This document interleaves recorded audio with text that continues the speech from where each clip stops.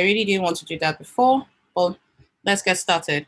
So we're introducing the co-working sessions. The co-working sessions, we're going to have others join us. The basic aim of the co-working session is to get work done, get more work done and learn and support each other. As I mentioned earlier, when it comes to content creation, it could be very, very frustrating working on your own. So in order to make your co-working session simple, we're going to create scorecards like this that you can easily feel and know exactly what you are working on the next day. So it's not vague. I'm just going to start again for those that were not here. So we're starting DIY branding again, but we're doing it differently. We are looking at having co-working sessions for entrepreneurs to ensure that we get work done. Sometimes we make plans and we do not execute them. So it's some people have paid for strategies, some people have paid for courses, but they never implement it. We create strategies for clients, but sometimes we get lost in the work that we're doing that we forget to go back to the drawing board. This is an opportunity for us to reflect and go back to the drawing board together and brainstorm collectively on ideas. For this co-working session, this is not cast in stone yet. These are the suggestions of the time I had in mind for us because of my availability. These are the times that I can do without breaking a sweat. Friday, 7 p.m., I'm not really sure because I have a meeting at 8 p.m. So it will be 1 hour exactly. Then I will leave somebody else in charge and you guys will keep working together because that's the aim for you people to work on something specific. Thursdays, 9 a.m. I'm starting from the bottom. Friday, 9 a.m. It's a brainstorming session where we reflect on what we've done for the week and do a little co-working session. Wednesdays, we're looking at 9 a.m. and 7 p.m. Sorry, that's wrong. So we'll have to edit that. Then Tuesdays, 9 a.m. and 7 p.m. Mondays, 9 a.m. and 7 p.m. Those two are kind of almost fixed because we're sure that people are available at those times. 7 p.m. was picked in the evening because 9 p.m. is too late. I want a situation where you are able to get work done. So even if you are dedicating only these hours to get the work you have been assigned done or the work you want to do for your brand done, it's amazing for you to do that. So we're doing a test run of the co-working session for July. From August, others will be joining us. And we're going to stream it on YouTube and maybe on Facebook, I'm not sure. And then we may stream on Instagram also. That will help others that cannot come into the Zoom room see what's going on. Is everything clear so far? Does anybody have any questions? Okay, I'll take that as a no. How do the co-working sessions work? We start for 15 minutes after for every minute meeting. We do intros, we do introductions, everybody kind of defines what they are doing and clarifies what they are doing. If they need resources or help with anything and you want to work on a project, we have 15 minutes to do that. After that, for 25 minutes, we get into guided work or solo work. For those 25 minutes, you are working on a specific task. This task cannot be you watching a video. It cannot be you doing any research that doesn't have to do with work for your brand. This is getting the work for your brand done. Writing your emails, doing your captions, creating graphics, editing a podcast, writing the script for your podcast. Specific tasks are being done. Then we take a 5 minutes break. We work for 5 minutes again, then 25 minutes again, and then take a break because um, I want us to be productive. I don't want us to spend 5 hours together and not get anything done. That's the aim of taking the break. DIY branding, the content generation starts again on the 4th of July, on the 3rd of July by 4 p.m. on the same channel.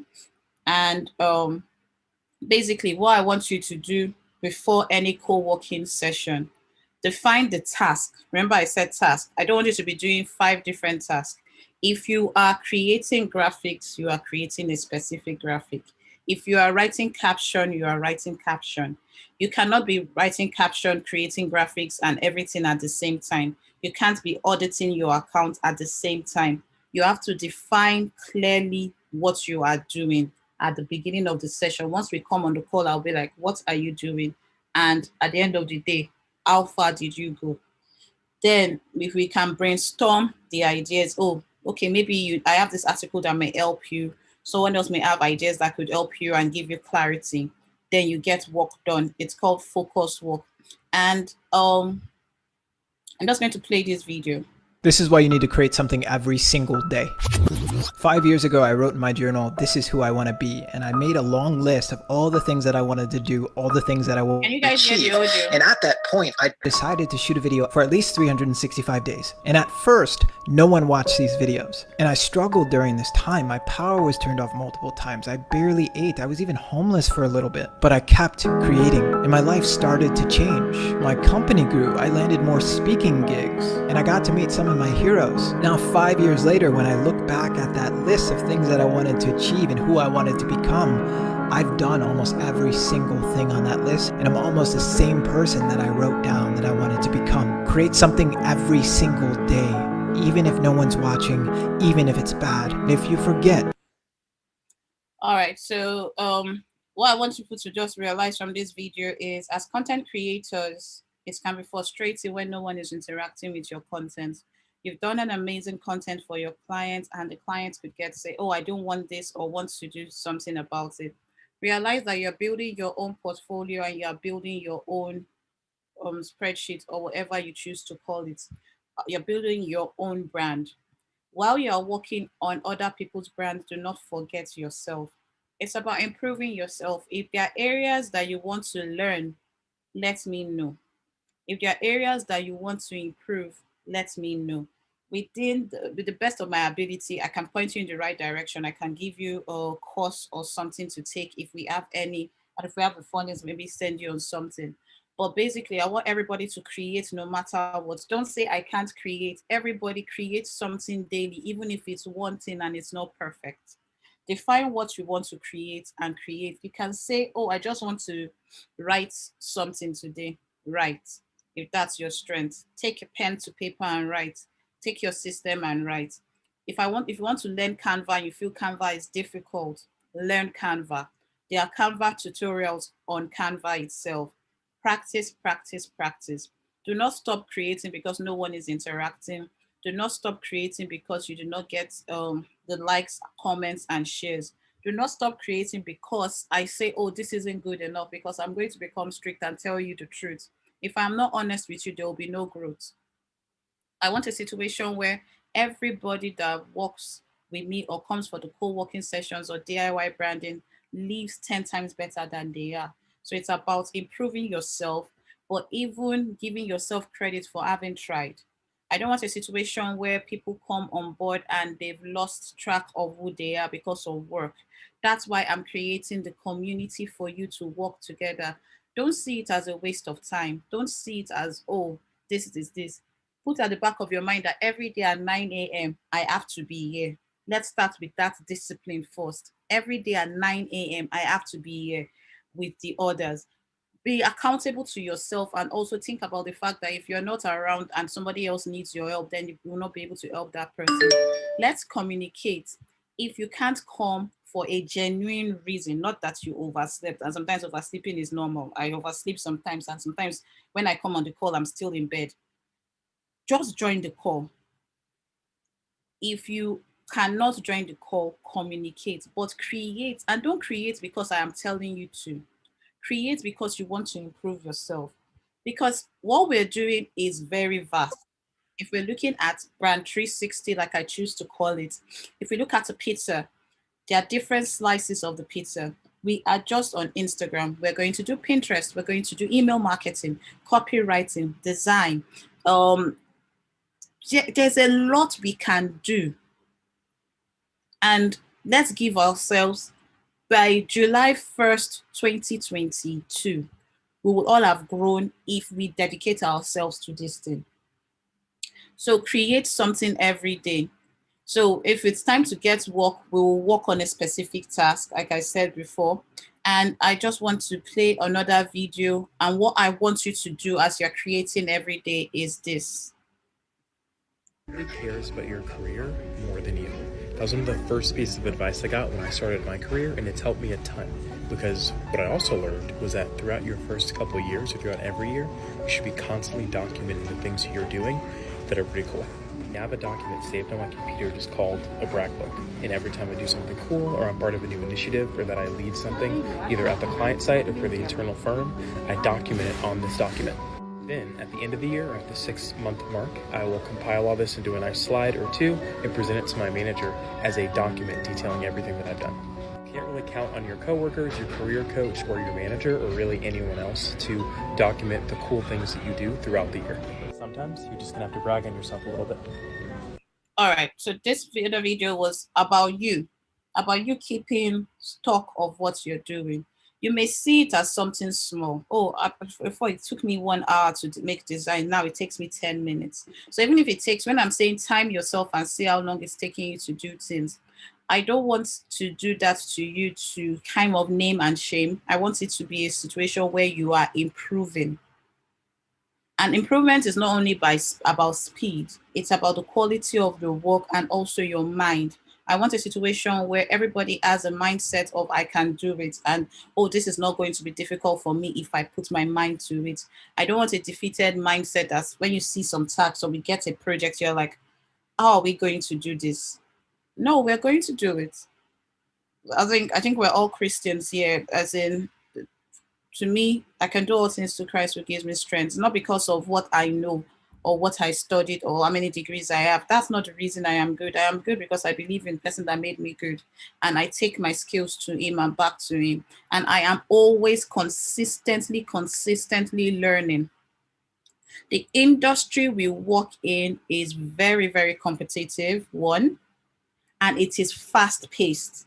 So we can learn something and next minute it's not longer as relevant as it was before. Instagram feeds were the same before Instagram introduced stories, now the reels. And now we're all seeing that reels are getting more engagement than feed. That doesn't mean your feed is not important. We focus on feed. So how can we generate the leads from feed while we are also transitioning into the other parts? Videos take time to create, and the videos need our clients to create most of the videos. And sometimes we do not have that luxury of having them. So how can we use our initiative to create content that will make our clients stand out and make people patronize them?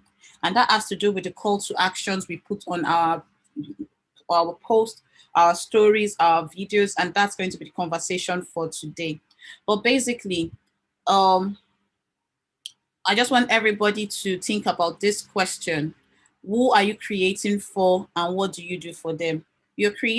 So I want to find out from everyone on the call, who are you creating for when you create? Let me start with Timei. Timei, who are you creating for when you create? Shall I speak any of my brands? Or pick any of your brands, or speak vaguely and then pick any of your brands. Okay, I'm creating for people that are interested in what I have to offer. If I'm offering a service, I'm creating for people that need a service. If I'm selling something, I'm creating people that buy what or that will need what I'm selling. Mm-hmm. That's what I'm creating for vaguely. So I'm not creating for everybody. Because if you create for everybody, I think you will be a little bit lost. I'm trying to please every person on the internet. Okay, fantastic. And what do you do for them? I will answer that question. What you do for them is you make their life easier. You make their life easier. You make them want to interact with you. People pay for only 10 things. Well, people pay attention to you for 10 things. If you are creating something that will make them make money, if you are creating something that will make them save time, if you are doing something for them, it could be you have a product or service that is a get out of jail card or will keep them out of trouble. It's something that will make them avoid effort, something that will create an escape from mental or physical pain, make them get more comfort or ease of life, achieve greater cleanliness, beauty, or hygiene, gain praise, feel more loved, and increase popularity or status. And I will use different brands to talk about all these things now. So now, for example, someone that talks on financial tips and investments and things like that, what that person is helping someone make money. So the person's content is not just about them. They are helping people make money. So, for example, We want to make money for our audience, for our clients, but our clients have an audience. If our clients' audience are people that want to learn how to budget and keep more money in their accounts, then that's the type of content we will make for them. Another thing people want to learn how to do, or people want to do, or people will listen to you for, is how to save time. So for example, when I talk about productivity and getting things done for my brand, that is something that people want to listen to. They want to learn how to get more done within a short time, how to manage time. So when I talk about creating time to create, and you see podcasts and pages that talk about productivity, that is what that brand is doing. They are creating for people to save time, to stay out of jail and stay out of trouble. Lawyers can create content that will make you avoid legal loopholes. Oh, if you don't do this, if you don't file by this, if you do this, is illegal. If you put as a social media manager, I can create content that will make people stay out of jail. In the UK last week, there was a new rule that they will start naming and shaming influencers that do not indicate where they use Photoshop or when they are doing a paid ad. You are meant to disclose. So now when I'm creating content for influencers, what I will do for them is, in order for you to stay out of trouble or avoid a fine, always declare when you have an ad. So I have an issue with most Nigerian pages, social media pages, on so many social media pages, because you cannot tell when they are genuinely promoting a product or when it's an ad. And if you notice, most sometimes they do not even indicate it's an ad. So it's when you now get to a certain stage, you now realize, wait, this was actually an ad. So I, as a content creator, will create content that will help people like that creates kids that if my page was targeted at influencers, always ensure you declare it's an ad. These are the words to use. If you're doing a giveaway, this is how you avoid Instagram banning your account as a business. So that can become something I focus on. People want something to make them avoid effort, not necessarily because they are lazy, but because they are busy. So if you have a mom that is struggling with homeschooling her kids, so you have natural hair, for example, natural Nyota, she can help people create content. I mean, she can say, oh, I've created a product that lessens your detangling time. It has avoided effort. Oh, in order to lessen your reduce tangles in your hair when you are washing your hair, do this pre-poo. That is helping them avoid effort. Escape mental and physical pain. A doctor can do this. Rachel can do this for our exercise brand.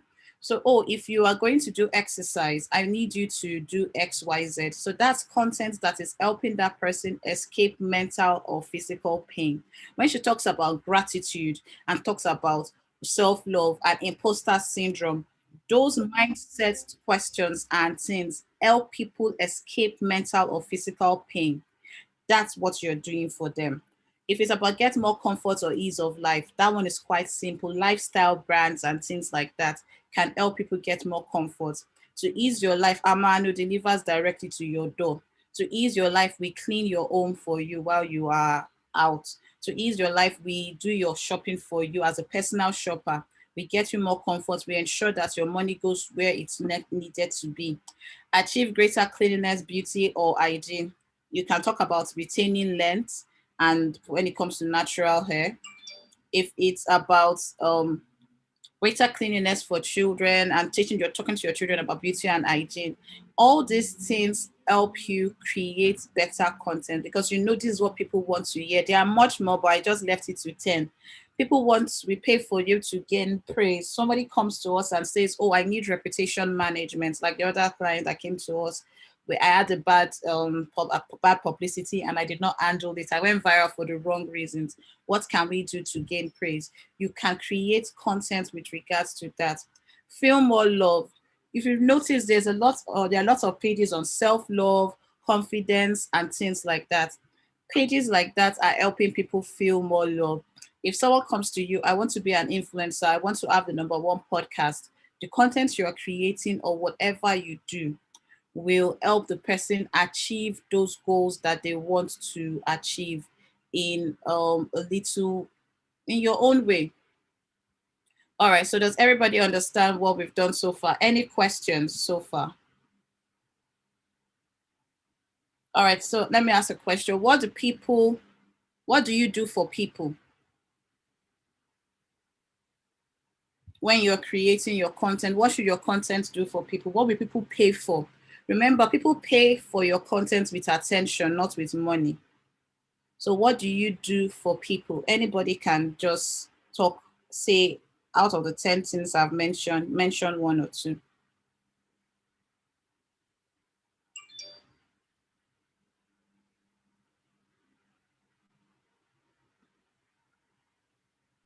I help them save. Okay, for example, for natural neuter, help them save. We help them avoid stress of tank natural hair or dealing with natural hair struggles. Okay.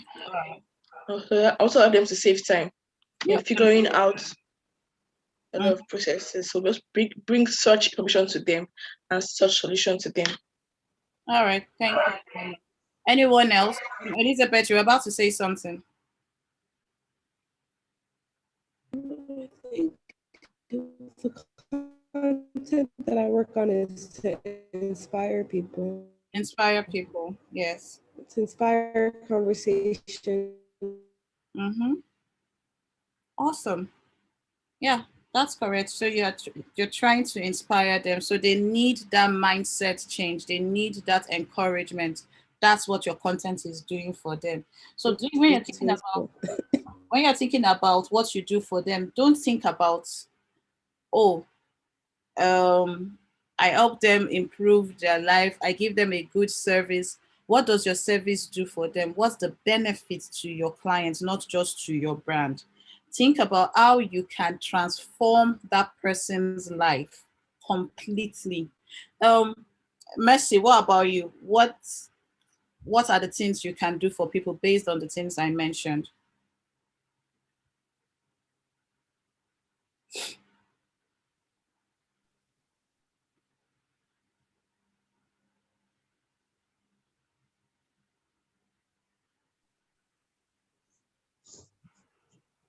Okay, let me speak.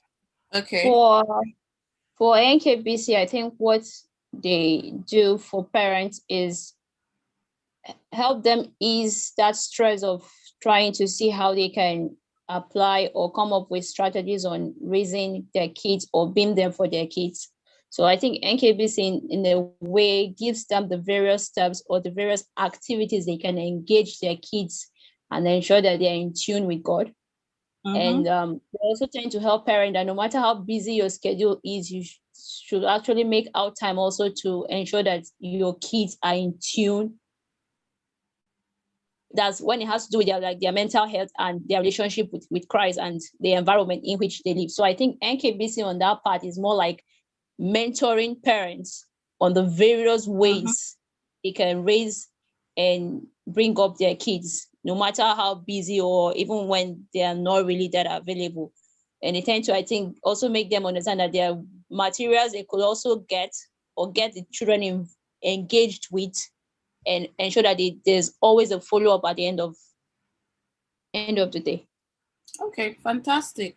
So for the example, she would say, the question will be, who are you creating for? I'm creating for parents from a Christian family, Christian parents. What do you do for them? I help them make better decisions when it comes to raising children by creating resources that would teach them the right way to do it and save time. Because if you've created resources, if you've answered the questions that they have, and if you've done the things that they need, you're able to help them. So now what you've done is you've moved the conversation away from NKBC itself back to the parents.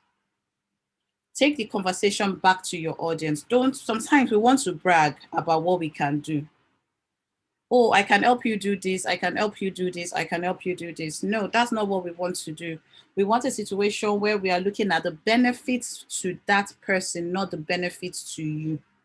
So you need to clearly define, know at the back of your hand what you do for people and who you're doing it for. If you cannot answer these two questions for your clients, it's almost impossible to serve them well. So remember, your clients have an audience. We have a strategy to get your clients to become our own clients. So they are our prospects, they become clients. Your clients have an audience. When they become your clients, you need to define who they are serving and how they serve them. I've said the same thing in a different way. That's who you're creating for and what you do for them. Think about it as service. So if I create for virtual assistants, so I will say, who am I creating for? I create content for virtual assistants, people that are freelancers. What do you do for them?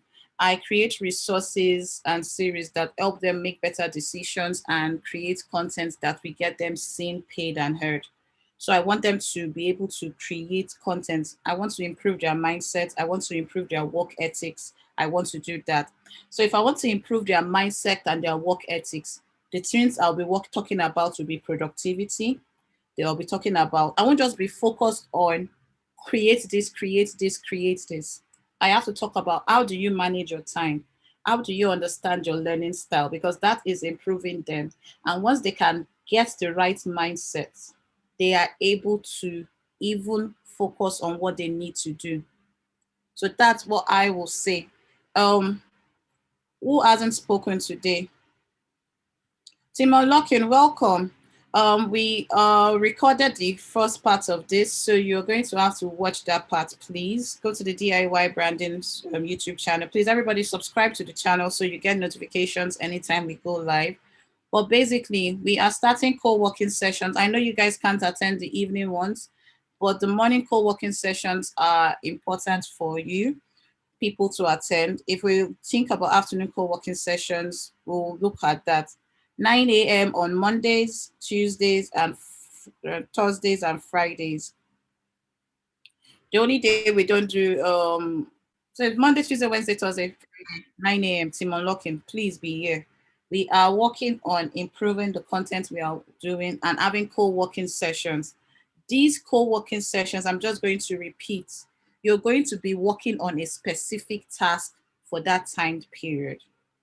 On a specific task. A specific task is not, I'm trying to decide whether I'm doing a graphic or I'm writing a caption. You're either creating a logo, working on a website, doing captions, working on the copyright. And even if you're working on a website, oh, today I'm working on the home page. Today I'm working on XYZ. It cannot be vague. It has to be a specific task.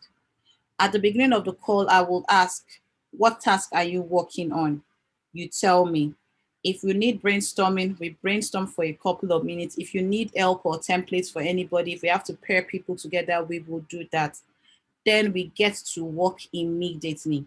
This dedicated 1 hour daily that we are doing to get that focused work is important for you people because we give tasks and they don't get done. So we are trying a different routine. Dedicated working for an hour. We work and we go. That's it. You come together, team unlocking, I'm repeating, work at this dedicated time, 9 a.m. 9 a.m. daily. What time is it? It's 9:41, so we will not even be able to get into the call to actions that we were supposed to do today because we're not supposed to work on this, but I didn't want to start call to action without you people being here today. Well, let's see what we can do with regards to call to actions. Does anybody have any question before I start talking about how we are going to create call to actions today?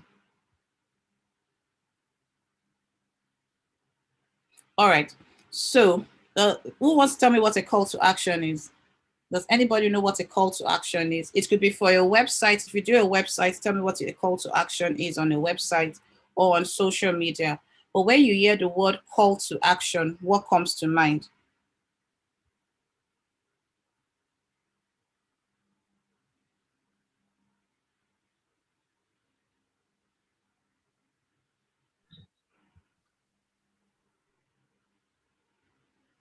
What's a call to action?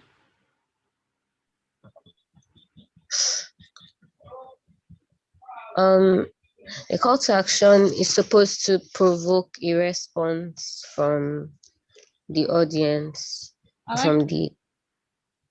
I like that. Provoke a response from the audience. Fantastic. That's a very wonderful way of telling people what to do. You will, because people are scrolling, people are online, and you want to give them a specific instruction of what you want them to do to provoke a response. So you do not want to make them make an assumption. You want to be very clear. Now, we have to improve the way we write call to actions. And in order to do that, we have to understand the role that they do. And then we are going to write call to actions. Everybody's going to write call to actions with regards to that. I'm going to put a link to the document so that you can make a copy. And I'm putting this in the chat. So please take it, or you can view it later. When we get to the page for workbook, you just make a copy of it and there's a workbook in it already. Yes, so a call to action is you telling people what to do. You're provoking a response, but not to provoke a response, you are telling them what to do. And there are different ways you can do it. There are lots of reasons why this needs to be done. But what you want to do is you want to create an emotional connection. Make sure from time to time you are offering followers a better version of themselves to make them feel empowered. So some call to actions are to empower them. You want to provoke an emotional connection with these people. You do not just want to leave it vague.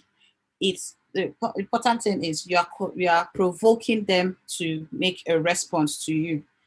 Make sure that every post has a call to action, even if it's something like let me know your thoughts, or tap or like or save. Every post should have a call to action. And for Bolaji and those doing websites, this will be kind of different because you have to have call to action on your pages. Your pages need to have call to action. The call to action is you provoking a response. So if you don't have a call to action, the right call to actions on your website, people will not know if they're meant to sign up for a newsletter, if they're meant to click to read more. They will just keep going through your website without taking any action. If you want people to share a blog post that has been written for your clients, you need to be specific and tell them what to do. Okay, so when you're writing a call to action, this is what I want you to do. I want you to tease, do not harass. You're teasing them. There's sometimes that because we've said, oh, you have to be specific, some people can become rude. Being specific is not being rude.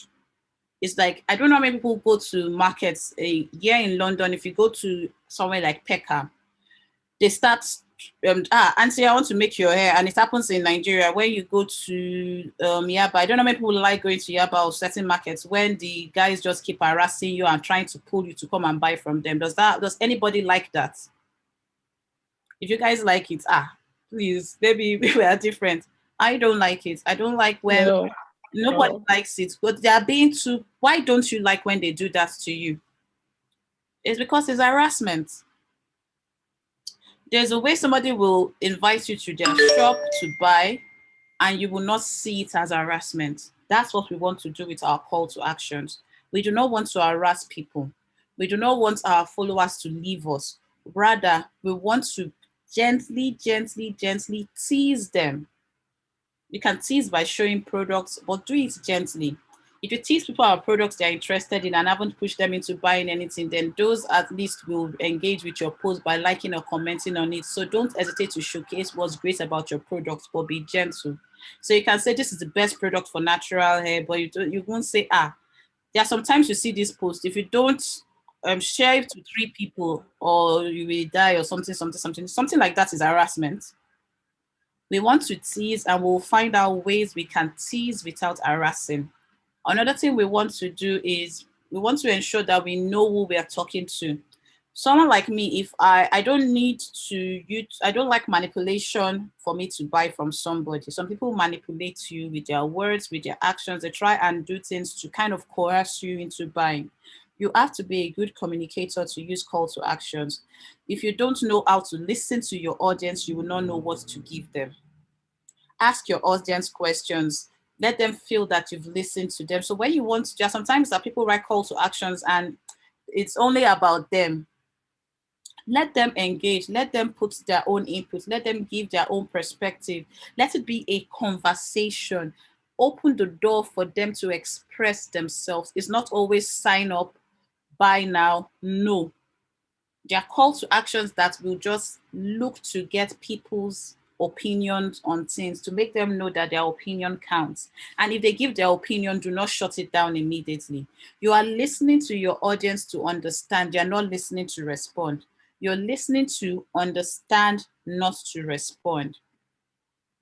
Use active language and not passive language. I struggle with this, I would not like. I am good, I speak in a passive way, so I struggle to use active language, but it's something we are all going to practice, using active language to speak. I got a spreadsheet on active language that we can look at later. I know we don't really have so much time, but if you look at active language versus passive language, I think we should just look at something. Let me see if I have it.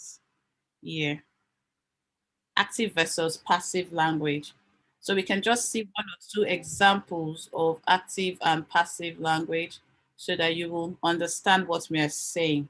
So active language is something like, it's an active voice. Tell what a person or thing does. The subject performs the action and typically comes before the verb. The object is who or what receives the action, while passive language tells what is done to someone or someone else. Tom painted the entire house. The entire house was painted by Tom. One is active, one is passive. The teacher always answers the students' questions. The students' questions are always answered by the teachers. We need to speak in a very, very active way when we are speaking to our clients. We'll look for a day where we can talk more about active and passive language, and I will give you access to this document also. But basically, what you want to remember is, rather than saying the flat tire was changed by Sue, Sue changed the flat tire, something like that. But we'll look at it when it relates to our clients. One day when we're doing our co-working session, we'll do it for 15 minutes and then we'll get into action. But for today, just remember, speak more in active language. Buy now, click on, register now are great ways to tell people what to do. You want them to be able to take that action without saying, do you actually want me to take that action? And the last thing you do with a call to action is you create a sense of urgency. There's a fear of missing out. If I know that a sale is ending soon, or you sold 500 copies of something and there are only 2 left, what do I do? What do you think will happen?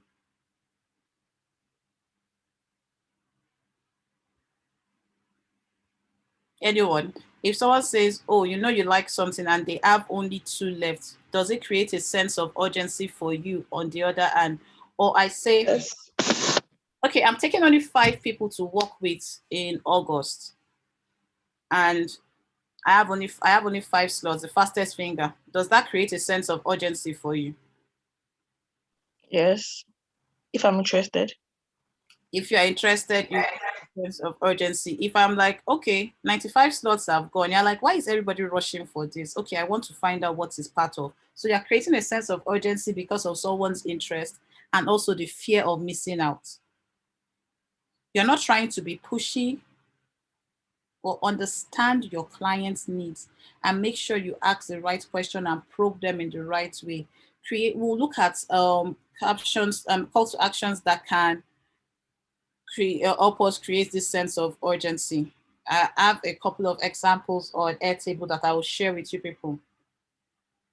Why do we need call to actions? And I've just given us a couple of reasons we need call to action. Number 1 reason is for active followers. We want our pages to be more interactive, and we can also have call to actions on our pictures because so many times people don't read captions. So you will see some pictures will say write in the comments because you want people to take that action. So when it comes to engaging your followers, be sure they are getting used to stepping away from being passive. You want them to feel like an active follower, that you want their opinion. So that's what your call to action does for them.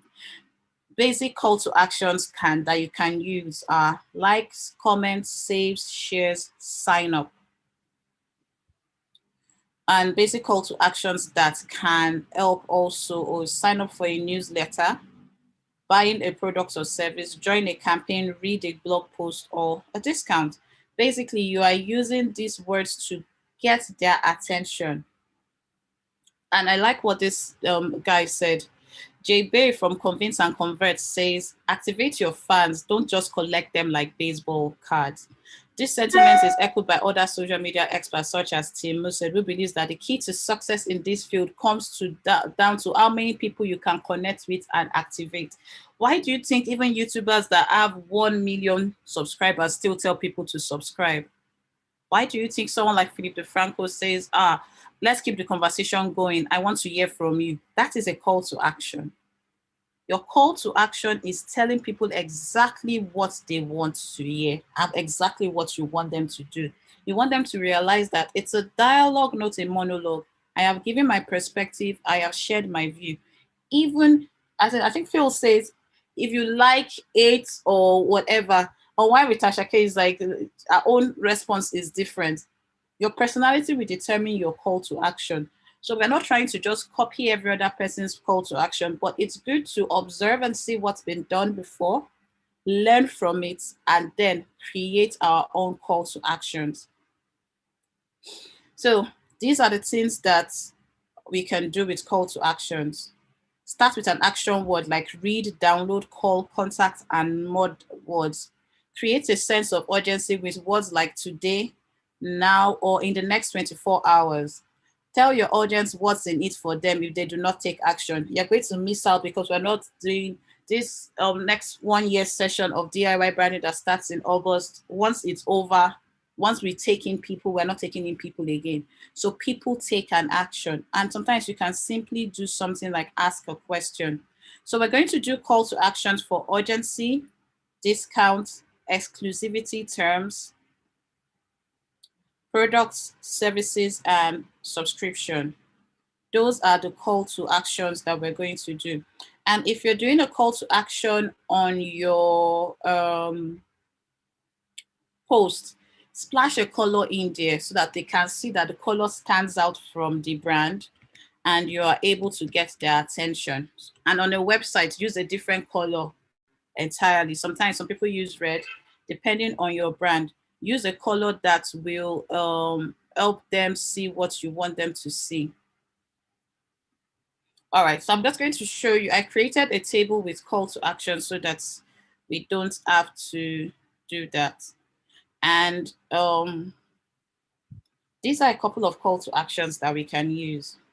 I've written some for discounts, e-commerce business, exclusivity terms, no examples, promoting a lead magnet, and we're going to do a couple of examples, then I'll leave you guys to do it on your own. So as usual, when we do DIY branding, first come, first serve, we are going to take brands from you people that are here. What brand do you think, what sense of urgency can you create with any of your brands? Who wants to go first? Unlocking creativity. Amanu, what sense of urgency can we create with chicken? Well, something. Is Unlocking still here? Yes, you are. Please unmute yourselves.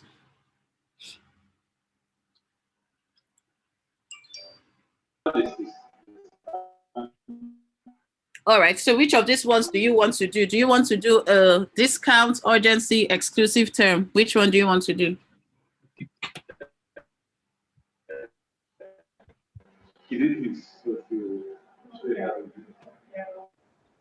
I can't hear you.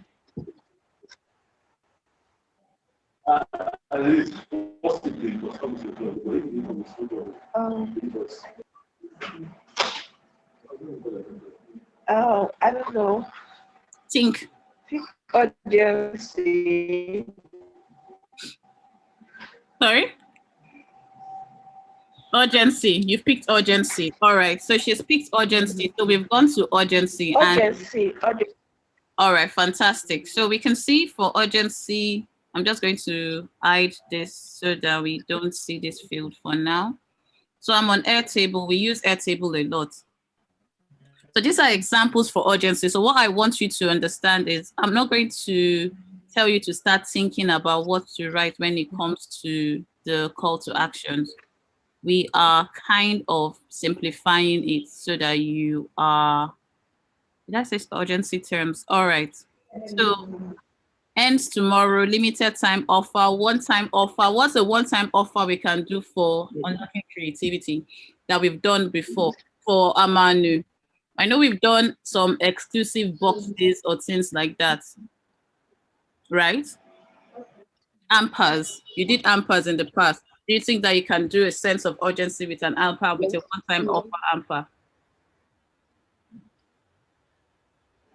Think about it this way.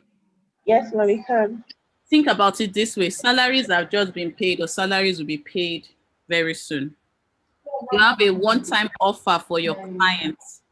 How will you write that caption to say, oh, this offer is just this is our anniversary month, so we have a one-time offer for our first 100 people to buy this amper.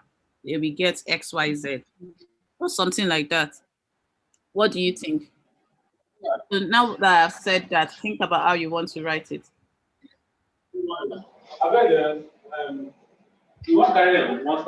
Okay, ma'am. Who is speaking? Anita or Susan? No. Anita. Where is Susan? Where is Bolaji? Susan has a meeting with NKBC. Okay. Bolaji ran an errand for Madam Toye. All right, that's fine. Okay, one-time offer.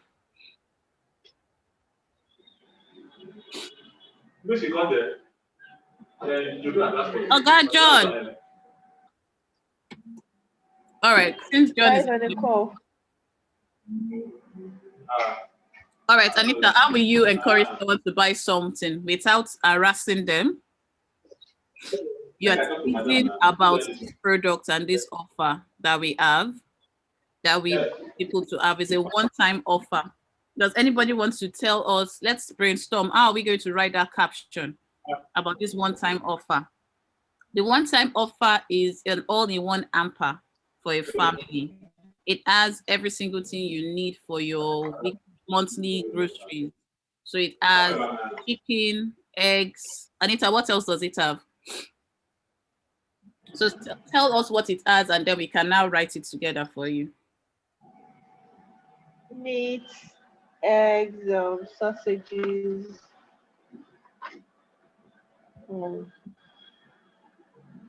It has rice, meat, eggs, sausages, cooking oil. It's just an all-in-one basket for all your groceries needs and it's a one-time offer. We are offering this just because of our anniversary. So does anybody want to give us any idea of how you will write that call to action?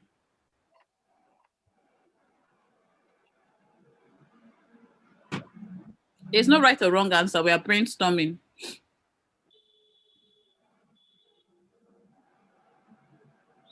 So you're not going to write, sometimes you don't need to write one-time offer because it's a one-time offer, we know. You may not use the word one-time offer. If you don't use the word one-time offer, what else can you do to make people know that, this is not coming again, we're not doing this again? What words can you use? How will you write it? Someone should just say something and then I don't want to write it for you. If you don't want to use one-time offer, Anita, which one can you use with ease? Try to think. All right, so just tell me what your thought pattern is and then we will write it together.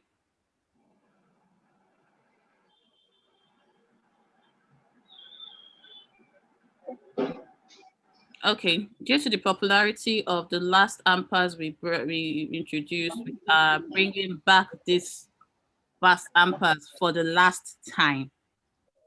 How does that sound? Okay. Anita, how does that sound? Sorry, I didn't get. I said due to the popularity of the Christmas ampers we introduced in 2020, we are bringing this back for the last time. And then we can say, so we are like, it's your all-in-one solution for all your family needs for the next month at a special price. Remember, this is the last time we're introducing it to the market. So hurry now and buy. Does that create a sense of urgency for you? Yes, it does. So think about it that way. What you want to, if we say limited time offer, for the next 1 week, we are giving the first 100 people, the first 10 people to come into the store will get a packet of chicken wings for free. Or the 50 people that buy from our website directly, because limited time offer, you can say, okay, we want people to buy from our website. For the next 48 hours, anybody that does a purchase from our website gets free delivery. How does that sound for like a limited time offer? It sounds urgent. It sounds urgent. What do the others think? Does that sound urgent? The others, I mean the others. Yes, but what if you've not had that offer before? So it can become a limited time offer. It's a new offer. Get attention. It's just so this one-time offer because with something we had offered before. For natural Nyota, we can say, okay, summer is coming, so we are going to do a one-time offer all in one box. This is the only time all these products or select your own sunshine box. You select the products that you want to put in your box, and we'll give it to you at this price. And this is the only time we are offering this.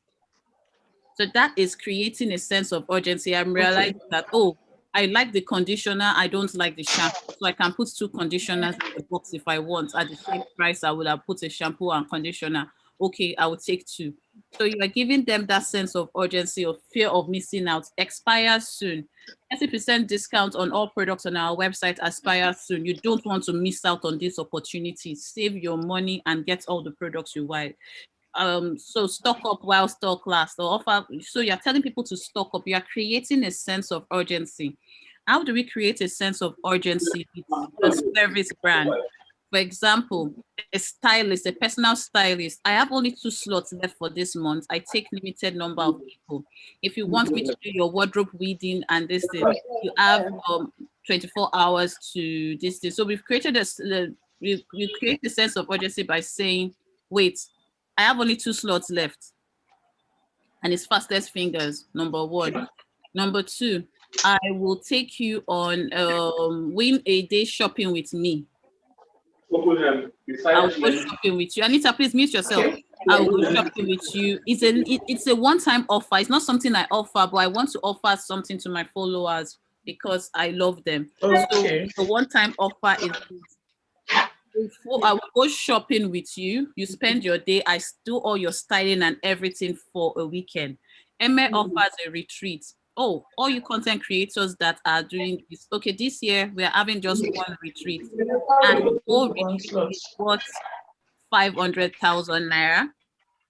But what's going to happen is that for 2 weeks you'll be lodged in an hotel. You will learn everything about content creation from the beginning to the end within 2 weeks. And we have only 5 slots. If I put something like that and you can afford it, will you want to come for that retreat? Okay. Sorry. So what you're doing with your call to action is you are trying to get people to take an action quickly. People's attention. Get their attention. Okay. So let's go to the beginning and look at all the call to actions. Discounts. You can get a car, you can get a car, you can get a car. This is like Opera. We can give you 30% of DM us for yours now. That's about a discount. So you get a car, you get a car, you get a car. Okay, that's what Opera said when she was giving away cars. But we can't give you that. But what we can give you is this 30% off. DM us for yours. Will that get your attention? If I say tag 3 friends and we will DM you a 30% off promo code instantly. What that has done is this.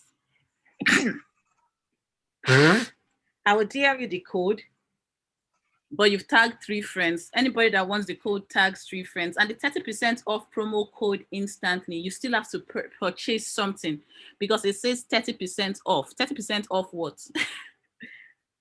I didn't say. I just say 30% off. You'll be like, 30% off, and then you go off.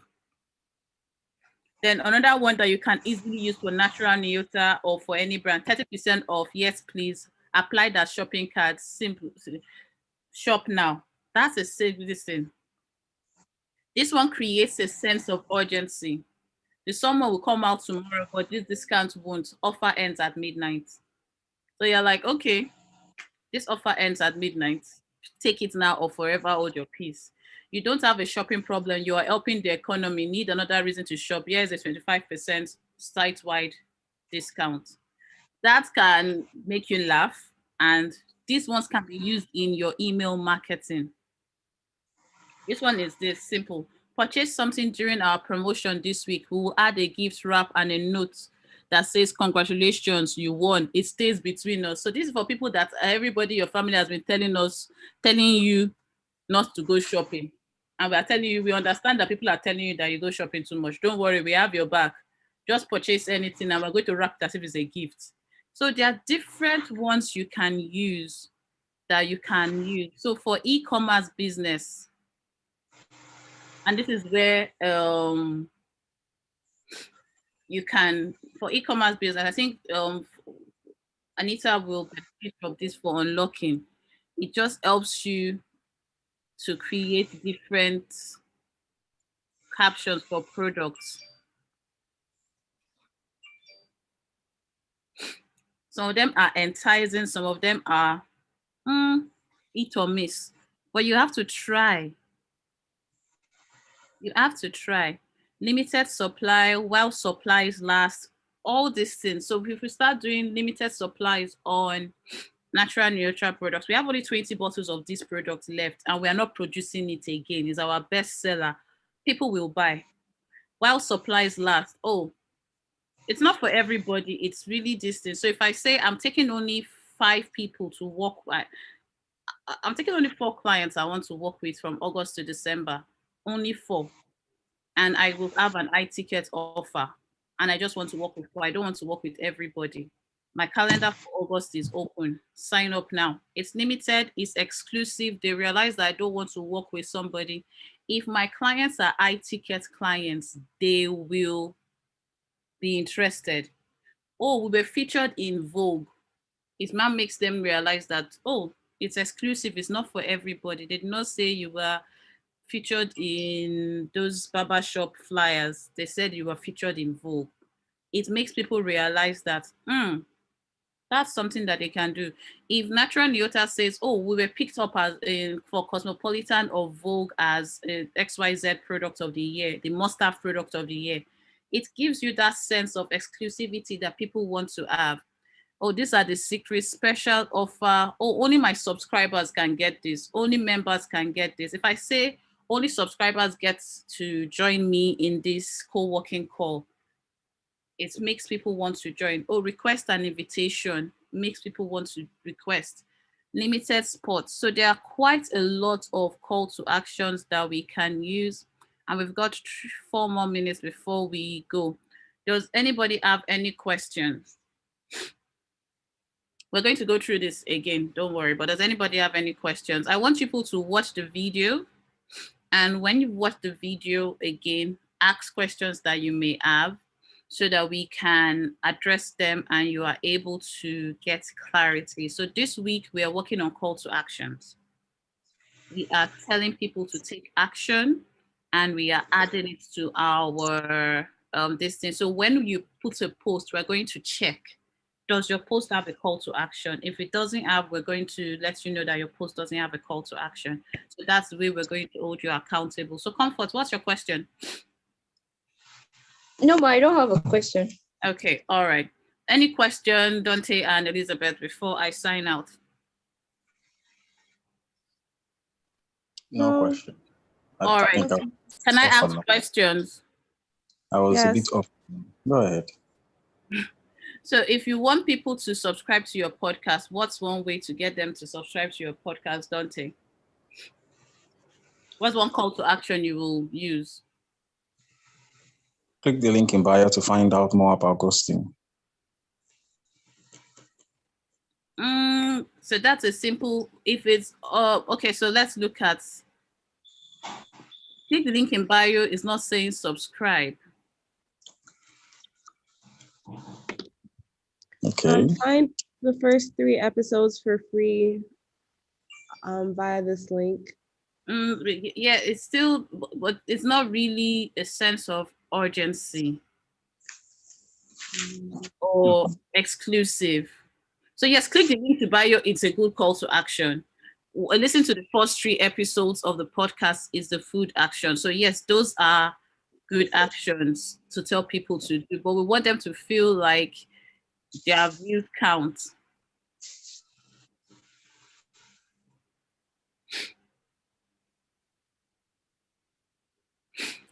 So ghosting is a good topic.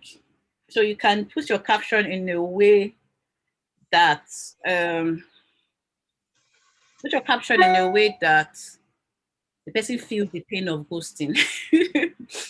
Because you said your call to action, but now let's look at the caption that will link that call to action. Put it in a way that people understand what ghosting is, or if ghosting has happened to them or somebody else. Yeah, like, okay, did you remember the video I put up? Yes. On TikTok that I gave 4 signs of being gaslighted. Exactly.